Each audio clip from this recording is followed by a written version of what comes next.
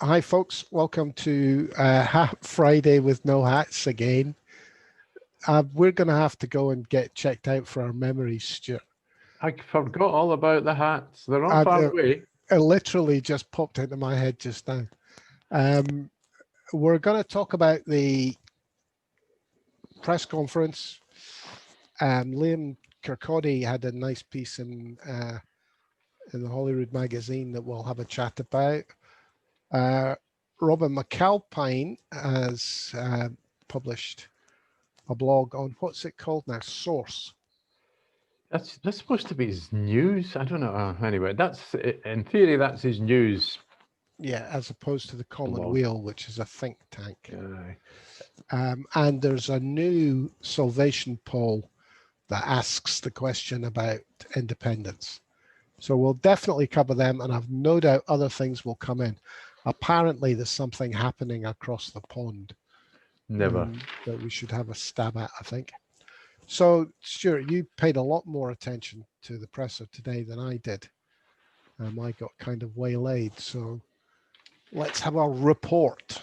Right. I'll start with the report. It was the figures were quite reasonable. 1,072 fresh infections. Deaths are down to 31 after the 50 the other day, which on Wednesday, which was a bit worrying. The percentage of people, is it people tested or tests? Anyway, the positive tests. Positive tests, 5.5%. That's quite low compared to what we normally get. So basically, the figures are plateauing at the moment. And that allowed the First Minister to sum up.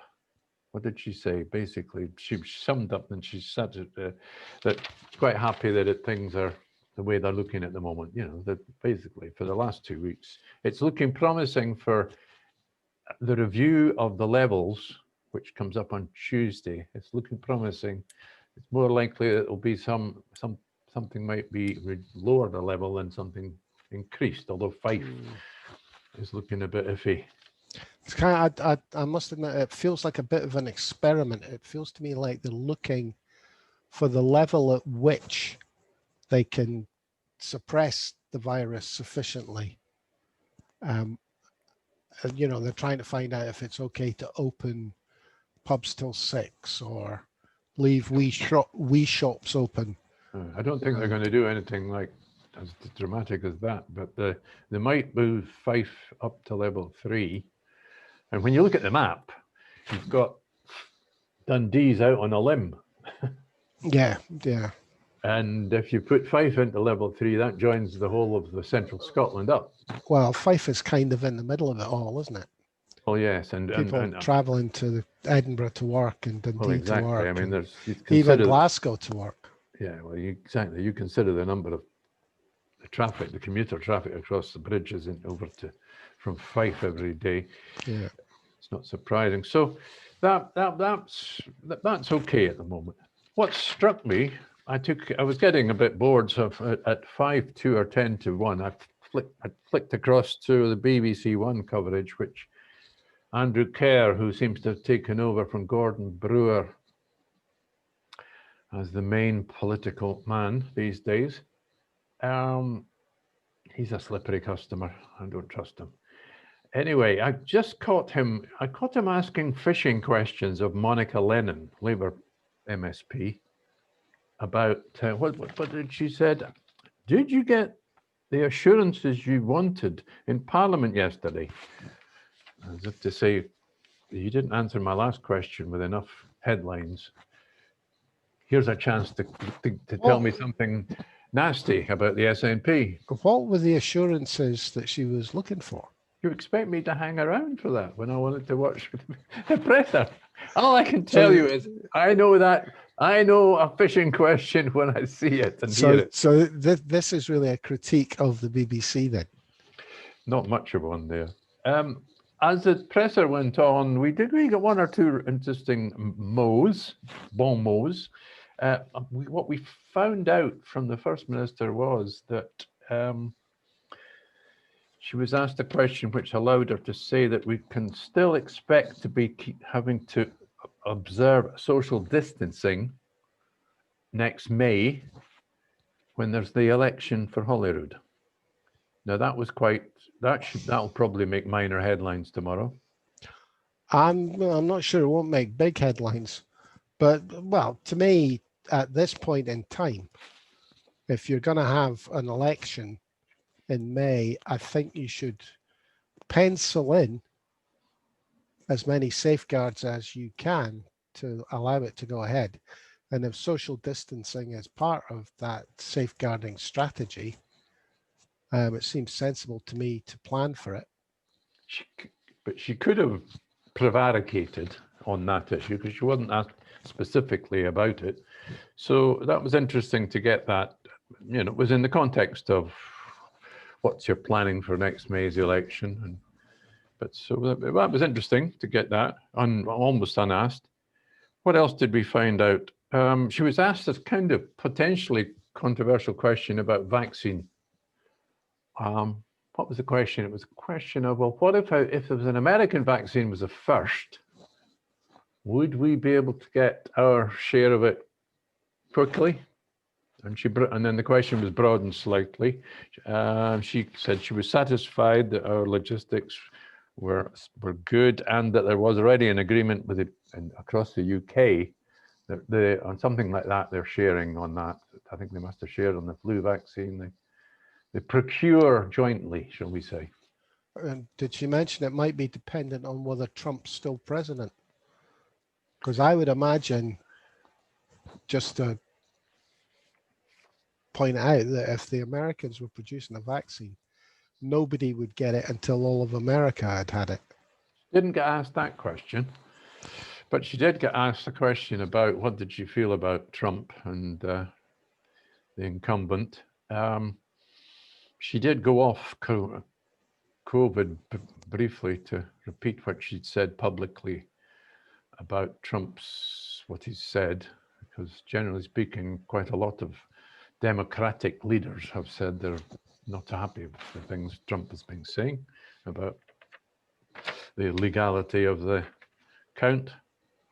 She actually made a quote as such, said that,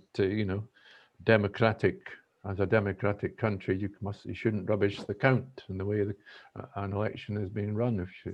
Well, I'm going to chat about that later. Any ridiculous questions today? Anything to cheer me up? Not really, I see, and that's sad. So the questions were really about travel. Would there be what changes in travel restrictions? That's about no it. Questions about whether she's going to slaughter all the mink in the country? The mink got mentioned, but that was it was like they were like, on the one hand, she said that quarantine regulations for Denmark were being dropped in 5 minutes, because I think the regulation was changing at 12:30. Oh, right, yeah. But Germany and somewhere else, Germany and Spain were going. I did catch this. I was a bit confused. I was confused. The way she worded it, I thought it meant that you didn't have to quarantine if you came in from Denmark. But That's you what do. she said. Yeah, well, that's wrong. You do have to quarantine. Oh, because of the mink? Because they've got a weird strain of COVID that they. I read about that, but it didn't seem to be a big problem in Denmark. Anyway, 200 people now. That was the headline. I drilled down into the article and it was 6. Oh, right. Okay. It sometimes pays, you know what social media is like. So that was about it for the presser. Sorry about that. Short and sweet. Okay. Well, let's go to Robin McAlpine's piece then. Robin McAlpine, eh? As I dare say all the listeners know, Robin McAlpine heads up the Commonweal think tank. I don't think he would be insulted if I called him a lefty, certainly left of centre. Commonweal does a lot of good stuff, produces a lot of good information, a lot of policy proposals that gender quite a lot of thought. Big fans of the central bank, universal basic income. They've had quite a bit of work on that. But this is about basically our version of the House of Lords, I suppose. Yes, The but nearest thing. what I found interesting about the article was that his summary of the current problems we've got in Scotland I quite agreed with.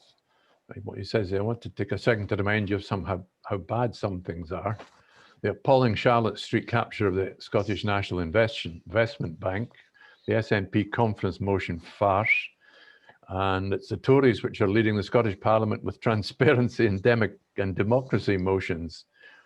It's a mess. Public agencies have become unaccountable empires outside of democracy. Commercial lobbyists seem to decide the government agenda, the impunity which officials behave is actually quite breathtaking. Evidence of the committee investigating the Salmond affair demonstrates. So the problems that our democracy faces. Well, I think, as I do often think about what's produced by Robin, that he takes a problem that on a scale of 1 to 10 is 2 and turns it into a 9. I mean, the idea that the Tories, because they're attacking the SNP government on transparency, are the transparency party of Holyrood is nonsense. Until they do it to a government, their own government that's in power at Westminster, it's politics. It's got nothing to do with a hunt for the truth. It's a hunt for weapons. That's all it is.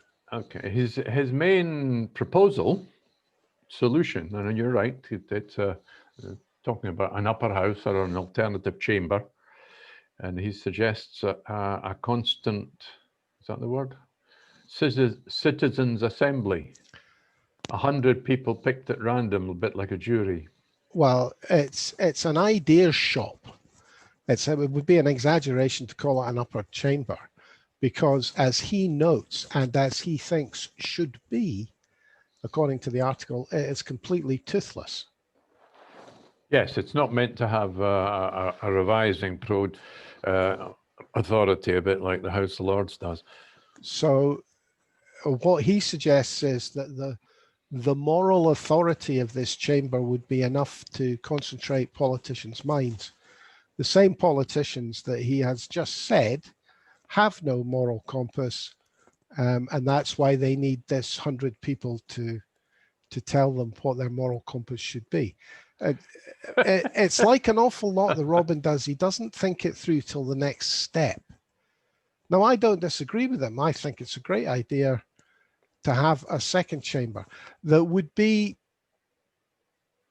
Now, people are going to throw things at me here. I'm ready with socks. The Lords is fantastic when the people in there are good people. When they use the expertise they've built up over a lifetime to scrutinize government policy with their experience being their main tool. That's what it's good at. You can't throw a Lord out so they can say what they want. Its worst aspect is when it is a partisan political house. And it's full of policemen or women. Yes, exactly. So the trick is to have a second chamber, an upper house that has that expertise without the bias, the political bias. Well, yes, I suppose. And I'm sorry, ordinary people filling a chamber who don't have the political savvy to understand when they're being manipulated is not the way to go. He's asking an awful lot of Joe Bloggs, the postman, to go into this ordinary people-filled chamber and be able to withstand influence from outside. All right, well, let's roll back just a level. I would agree with him that we need to discuss a second chamber. I don't necessarily agree with you on a house full of experts, because there's problems with that. And he also makes a brief reference to the situation with local authorities. And there's another article around today, which I don't think we're going to cover today, by the president of COSLA, which is the Council of the Local Authorities in Scotland. And the question has come up that perhaps, I think local authorities, don't forget the local authorities, the system of local authorities we've got was set up under Thatcher for a political reason and not for a democratic reason. The argument about local authorities, I think, can be put in a nutshell. The more power you take away from the central government, as far as local authorities are concerned, the better, because they want more power. So the real choice here is, what level should power actually reside at? No, I'm not. I think you need to go further than that. I think the local authorities are too big. I think there need to be another level below them. Look, what have we got? No, what you mean is local authorities cover too big an area. Definitely. And look, community councils in Scotland are a completely toothless, useless thing. You know, they can't even own a bin lorry to go around, or a litter lorry, or a village hall in Scotland, a community council. At least a parish council can do that and perhaps go around and clean up the graveyard that needs a bit of attention. Things that local people want sorted. We need something at that level. Okay. Do they have tax raising powers? Parish councils. Good question. Can they own property? I think they can. I think they possibly can run car parks and things like that. So they would have. Do they have a veto over planning? No, they have advice. Can they cull pigeons? No, Stuart. The problem with this is, with authority, there must reside responsibility. Absolutely. And no Labour council is going to take responsibility for anything they can lay off on an SNP government, or vice versa. So what has to be designed is a system where it's obvious where both the authority and responsibility lie. Education's an example. Local authorities are responsible for delivering education. If the Scottish government were to say they want no more than 20 pupils in any classroom, the local authorities then have to find the money to get more teachers to cut classroom sizes. I wouldn't get involved in that. Well, the argument at the moment, because there is that's the whole argument. I'm sorry. But I'm not 100% sure of how much local authorities have a lot of legal responsibilities of services they've got to deliver by law. But specifically what they are, I'm not an expert in. But I do know that education in Scotland, local authorities in England have, if they're running the schools, etc., they have far more direction from the centre than they have in Scotland. Well, that is almost the problem I was trying to outline, flipped on its head. That's a case of where government can hand responsibility down to local authorities without giving them full authority. So that's the problem with a layered system, is it gets criticism off your back in too many instances. You know, we've got a great policy, you're failing to deliver it. We can't deliver it because your great policy, you're not giving us enough money to implement. Well, what about summing up Robin McAlpine for us? Well, I mean, a lot of what Robin produces is, what would I call it? It's well, it's not really, but it's kind of blue sky thinking. Here's a really great idea. We should implement this. Okay, how are we going to implement it, Robin? Oh, I don't know. That's not my problem. I just had the great idea. Let's implement it. And that's a lot of what Commonweal does. He says it himself, you know, this question of, no wonder he likes this policy. In proposing this citizens' assembly, the suggestion is because basically what he's doing is reporting on. Do you remember that we had these citizens' assemblies a year ago or a year or two ago? And apparently nothing's. We've heard nothing from them, and this is Robin reacting to that. But he's managed to discover some of the things that they haven't yet published. And what he says here, this just confirms what you just said. In proposing this assembly, that's a permanent assembly, is spontaneously replicating Commonweal policy. So, therefore, they're a great idea. Therefore, they're a great idea, yes. So he says it himself. As I said off camera to you, he's not going to think they're a great idea if they start espousing Tory eugenics. You know, I mean, if people come up with ideas that you agree with, you think they're good people. If they come up with ideas you disagree with, you know, let's ban all immigrants from working, asylum seekers from working, and stop giving them their $5 a day to subsist. Well, obviously, it's a huge issue. The worry is that you've got populism. Well, the point I'm making the danger of populism is you may not end up with the makeup of your citizens' assembly that you want. Well, and as I say, if you have a citizens' assembly that's toothless, what you're really talking about is a think tank that you hope will influence the voters when the time comes. You're not really talking about a second chamber here. Second chamber has to have some sort of teeth. I don't agree with that. It doesn't have to have that, but it's a possibility. But no, I'd rather not go down to the second chamber argument right here, right now, because that's another issue, to be honest, isn't it? So what's he suggesting? That this citizens' assembly is a great idea basically because it has no power. So essentially, it's a great idea to have a talking shop of citizens. I mean, what he says, Scotland doesn't need a second chamber that slows legislation down. Well, I wouldn't necessarily agree with that. We've had some pretty awful legislation, badly put together in a hurry from Holyrood. Well, what he's really suggesting then is we should have a group of 100 citizens. We won't call them lobbyists. We'll call them a citizens' assembly. Well, they wouldn't be lobbyists in as much as if they were picked at random, a bit like a jury. I think we're getting a bit... Sorry, they would be lobbyists. That's exactly what they would be. Only if they were permanent.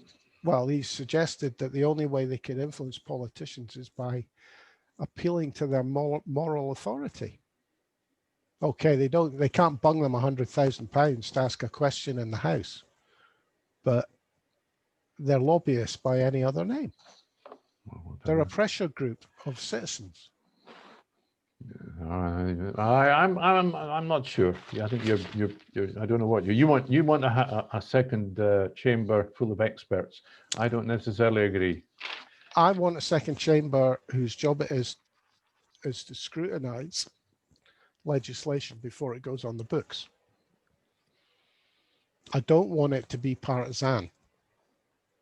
I want to be able to go somewhere and look at a report and know it's been produced by people who are concerned with the outcomes of policy, rather than the political dogma outcomes.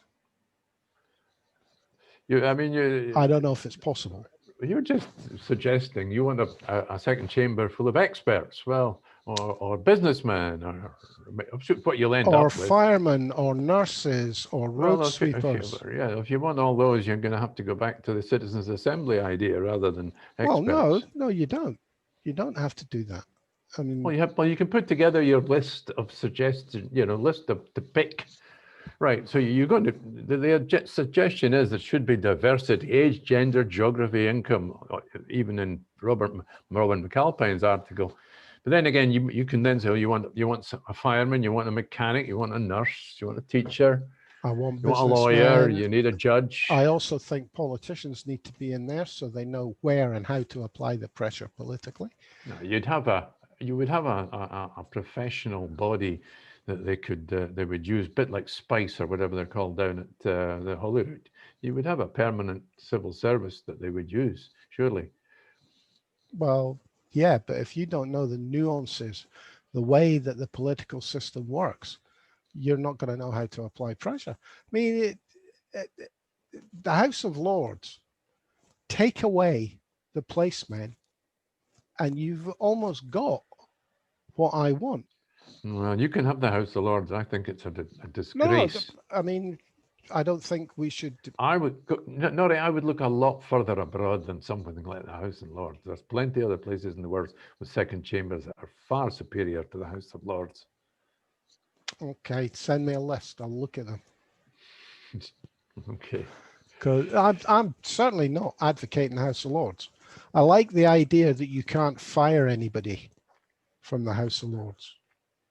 Yeah, if it was full of left-leaning lords, it would be great. Now you're back into another area of politics that we could spend a long time talking about. I mean, the question of why judges can't be fired, you know, it's the same argument. Yeah, they can't be democratically elected either. Should we look at our poll? Yeah, Salvation came out with a poll today. What was it, 54% pro-Indy? I can share. Yep. So where do I click? Let's make my thingy out. Share screen. Right. Which one do you want first? The yes or no question? Yes, I think we'll start with that. How's that? Is that working? Yes. So that's straightforward enough, isn't it? That's yeah. If there was a referendum tomorrow, should Scotland be an independent country? How would you vote? Is that the question? Yeah. Okay. Should Scotland be an independent country? That's the question. I think the analysis, the quick analysis of that is that 54% is as high as Salvation have ever got. It is lower than the 58% that somebody was Ipsos Mori had, or was it the new? Well, Salvation used to be kind of pro-Indy.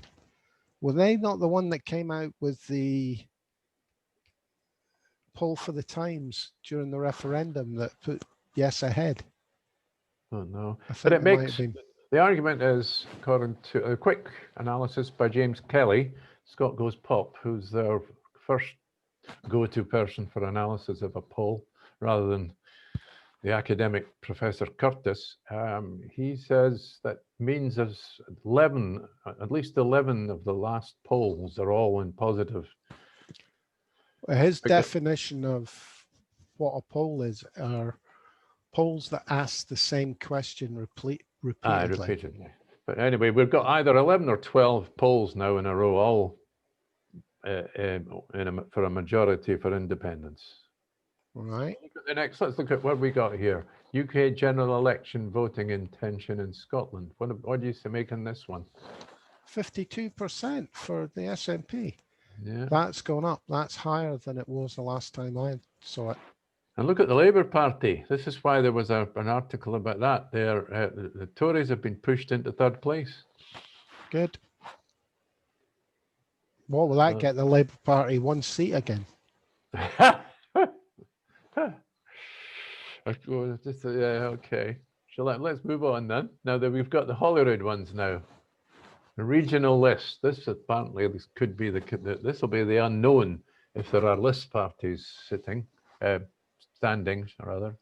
What have we got?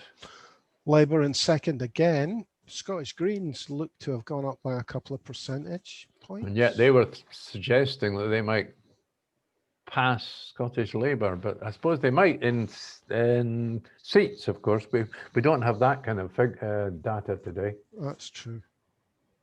Brexit and UKIP still mentioned. I suppose that's just because they're legacy ones. And well, that won't get them anything. No, should we have the last one from? Yeah. There we go. Constituency vote. This is the one for getting the seats. 54%. That's enough to get the SNP. Do we have seat projections on these figures? No, not that I've seen yet. Not that I've seen. Is 54% enough I wonder by seat projection. I suppose it depends on where it falls. Somebody did say that. I think if there is a seat projection, it was 70 seats, I think it was, on possibly on 54%.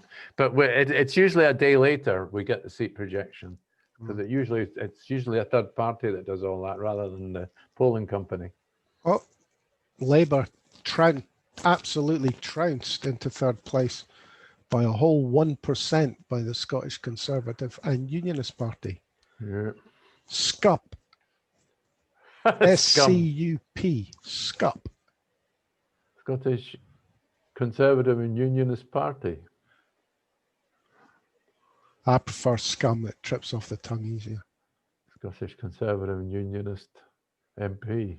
Yeah, that's where that came from. It's one of these days I'll stop sharing. There we go. I still got that wonderful video that I shot when Nigel Farage tried to hold a press conference in the pub in the High Street, and he did actually hold the press conference to the real press inside the pub. I went inside the pub as a press person, and he'd finished doing his TV inside, and they had no need to go outside, but he decided to go outside and confront the protesters, and they were Edinburgh University Labour members mostly that had organised the demo, and they were all shouting "scum, scum, scum, scum." That was their expression. I just remember the two taxi drivers that refused to take. No, they refused to take him. They wouldn't take him anywhere. The police bundled them into the taxi, and then somebody else, I think, two taxis. In the end, what did they put him into? They took him out of the taxi, put him back in the pub.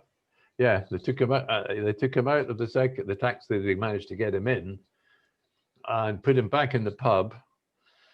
And then they put him in the back of a police van, and I don't know where. Presumably drove around the corner and put him in a taxi. Do you not remember that the manager knew nothing about it?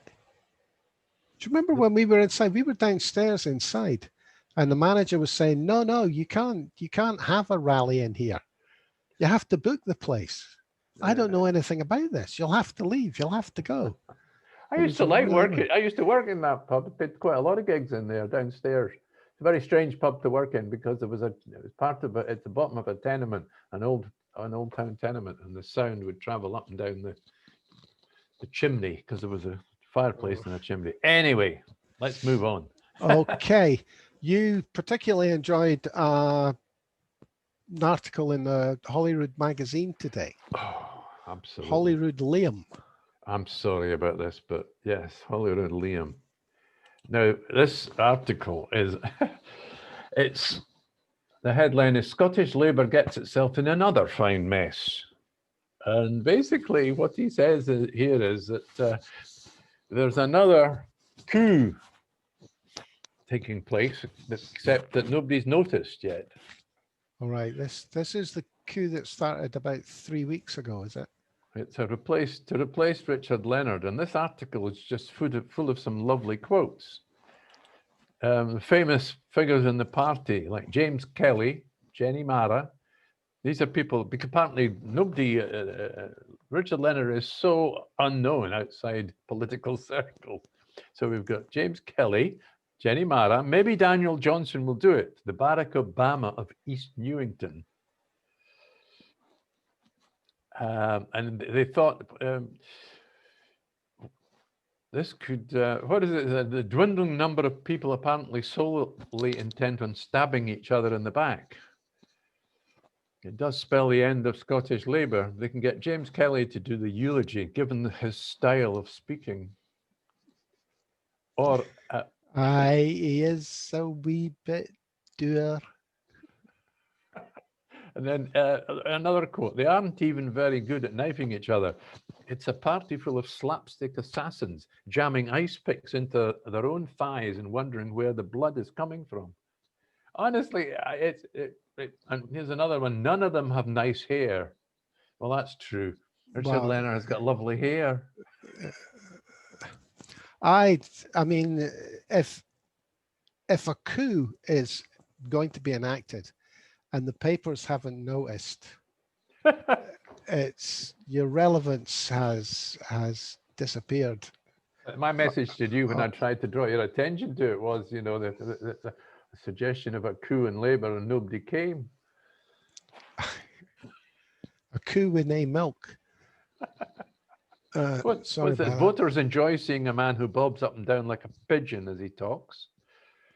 And the infighting was there was so little infighting on show. The only way it could have got more attention is if Neil Findlay had sent it out as a private email. But there is one more. We won't have Finlay to go to shortly.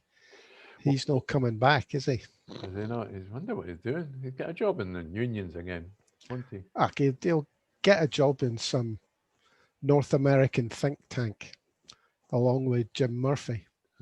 This is my favorite quote, because I've got to say it. It's a real shame they used up this one. This is the one, Stalin crossed with Mr. Bean line.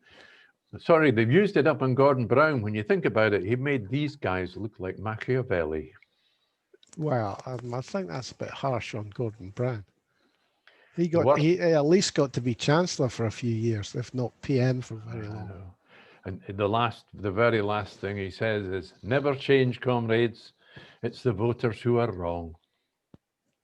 And I'm sorry, but that is so true. Well, they really do think it's the voters that are wrong, not them. Well, I hope the SNP get a copy each of this. I nearly sent it to our pet Labour friend, Duncan. Oh, I was actually thinking, I hadn't thought about Duncan. I was going to send it to Phil. All right. Phil would agree with it. Yes, I hope the SNP or somebody sends the SNP hierarchy, decision makers, a copy of it. Because it's not looking very cheerful for our comrades in the SNP at the moment. The only quote I didn't get was Daniel Johnson as the Barack Obama of East Newington. I've no idea. I think that must be a personal in-joke. I think it must be an in-joke. And I've no idea who Daniel Johnson is. I recognise the name, but I can't put a face to it. Well, you've got to think of Ian Murray first, the only Labour MP in Scotland, and his patch. Right. Then Daniel Johnson is the MSP for the same patch. All right, okay. Who was it suggested that, I think it was somebody talking about the Growth Commission, suggested that, yes, I think it was possibly in the Robin McAlpine article, that you needed to get the people of Morningside aboard if you were wanting to get to win an independence referendum. Somebody seemed to, I don't know exactly. I mean, you and I have fallen out with this many times, but as far as I'm aware, generally speaking, the Edinburgh South Side constituency that Ian Murray represents on behalf of Labour is actually a very Tory seat, potentially. Well, the bit we think of as Morningside is very Tory, but there's huge swathes of it are housing estates. I disagree. I think if you take all the way from Bruntsfield, which is just outside the city centre, out to Fairmile Head, it is non-stop. Birdie House. No, I'm talking about sticking to the main road. Oxgangs on one side and the Inch on the other. I'm not going to disagree with you about there being a lot of Tory votes in there, but you know, you can get 3 Labour voters into half the space you can get 1 Tory voter into. I suppose, remember that. They live in big big chunks of that are the Braid Hills and the Inch Park and all that. Fairmile Head and all the rest of it. Yeah. So, anyway, I think we're probably totally dazzling with non-Edinburghers. Geographic knowledge of Edinburgh. Dazzling the people that don't know anything at all about Edinburgh, about our geography. No, it's... I used to get quite annoyed with you when there was always... Everybody refers to it as Morningside. It isn't. It isn't. Anyway, I think we'll call it a day of that, unless you've... No, I think that'll do. You've had enough, have you? It's day off tomorrow. I shall hit again. The weather forecast for tomorrow is much the same as today's, so I shall be heading for the hills. I shan't be. Basically, because they don't put pubs on top of hills. Okay. So I might have a bottle of wine on the way back. That's my prize, if I. Oh, if you get to the top. Yeah, if I get to the top of whatever hill I did. I did not big hills. Exhaust yourself and then top up with alcohol. Doesn't sound I like don't. No, I'm not at the top. When I was a young man, always had the flask. In fact, when I was a young man, first climbing Munros, always had a flask with some whiskey in it. And for some reason or other, the challenge was always to have a fag at the top of every hill as well. Now, can you imagine? See if you could light it in the wind. Exactly. That was always the challenge. Howling gale, horizontal rain, and you're trying to get this fag lit. Not a dedicated smoker. Well, we'll call it a day at that. Thanks for being with me, Stuart. No, it's always a pleasure. I'm Norry Stewart, and thank you for listening and watching, folks. Day off tomorrow, as Stuart says, so we'll catch you on Sunday, hopefully. So we'll see you Sunday. Thank you for now. By which time, who knows? We might have a president in America. Yeah, who knows? Which is where I need to go and catch up on all that. I'm getting quite I don't think you're missing much. Okay, thanks for watching and listening, folks. Cheers for now. Bye-bye.